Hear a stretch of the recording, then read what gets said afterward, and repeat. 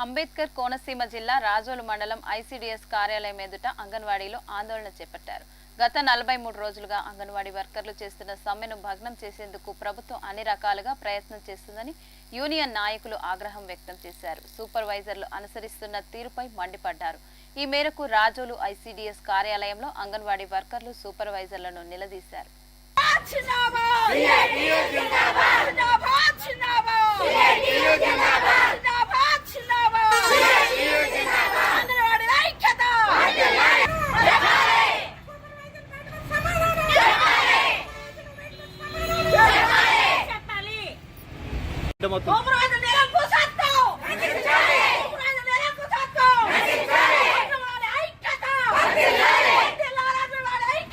మాకందరికి పిలిపించారు. ఆ పిలుపు ప్రకారం మేమందరం పొద్దున్నే బయలుదేరి వెళ్తుంటే మమ్మల్ని ఎక్కడికక్కడికి అరెస్టులు చేసి పోలీస్ స్టేషన్ లో పెట్టి మధ్యాహ్నం వదిలారు. వదిలిన తర్వాత వచ్చి మేము యూనియన్ ఆఫీస్ దగ్గర ధర్నా చేస్తున్నాం.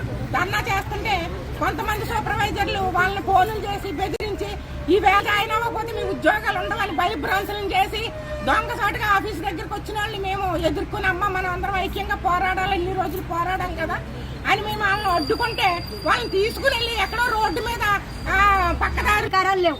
మా కోసం మేము పోరాడుతుండగా మరి వాళ్ళు కూడా చాలా మంది టీచర్లు చేసి సూపర్వైజర్లు అయిన వాళ్ళే, వాళ్ళకి కష్టాలన్నీ కూడా తెలుసని మేము అనుకుంటున్నాం.